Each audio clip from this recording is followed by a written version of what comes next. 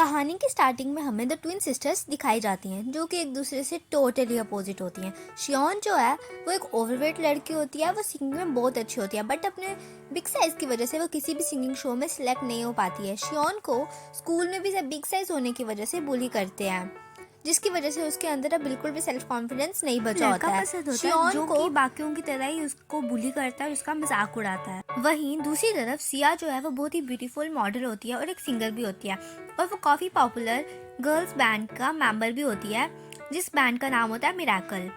और जो सिया है वो मतलब शियोन को उसके ओवरवेट होने के कारण पसंद नहीं करती है, इसलिए वो कभी भी उसको अपने फैंस के सामने इंट्रोड्यूस नहीं करती है और उसे हमेशा हाइड करती है। और जब भी उसका कोई इंटरव्यू होता है तो वो शियोन को कहती है कि वो अपने कमरे में ही रहे। इन दोनों की लाइफ ऐसे चल ही रही होती है बट एक दिन शियोन का डॉगी घर से भाग जाता है, जिसकी वजह से वो बहुत टेंशन में आ जाती है और उसे हर जगह ढूंढने लगती है। बट फाइनली उसको उसका डॉगी मिल जाता है, पर उसे वहाँ पर एक बेहोश लेडी मिलती है तो शियोन उसकी मदद कर देती है। बट वो एक नॉर्मल लेडी नहीं होती है, वो एक मिस्टीरियस टाइप की।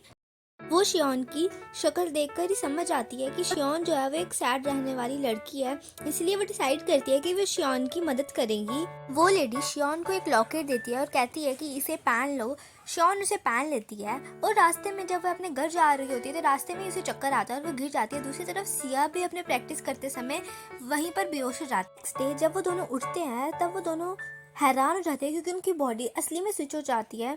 और फिर जो शियोन है वो सिया को सारी बात बताती है कि ऐसा ऐसा कैसे हुआ। और फिर देन वो डिसाइड करते हैं कि वो उस मिस्टीरियस लेडी के पास जाएंगे, लेकिन उन्हें पता चलता है कि वो मिस्टीरियस लेडी तो वेकेशन मनाने गई होती है।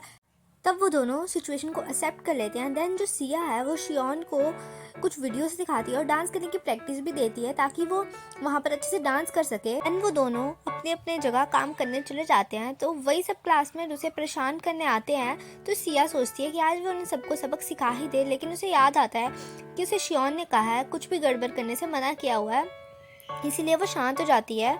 और सिया को तो खूब मज़ा आ रहा होता है शियोन की बॉडी में आके, क्योंकि अब चाहे जो चाहे वो खा सकती है, कुछ भी खा सकती है और उसे अब डाइटिंग करने की भी जरूरत। वहीं दूसरी तरफ शियोन के अंदर सेल्फ कॉन्फिडेंस ना होने की वजह से वह अच्छे से डांस नहीं कर पाती है और परफॉर्मेंस ख़राब हो जाती है और उसे बहुत ज़्यादा रिग्रेट भी होता है। लेकिन देन वो याद करती है कि वो अपने घर पे कैसे एकदम फ्रीली होकर डांस किया करती थी और वैसे ही वह अपनी डांस परफॉर्मेंस वहाँ पे करती है जो कि लोगों को बहुत पसंद आता है। और उससे भी ज़्यादा तो उसकी सिंगिंग अच्छी होती है जिसे सब सुनते हैं। और वहाँ पर एक दूसरा सिंगर भी होता है जिसका नाम हेलसुंग होता है, वो भी शियोन की सिंगिंग का फ़ैन हो जाता है और अपनी परफॉर्मेंस के बाद वो वहाँ पर शियोन का वेट कर रहा होता है।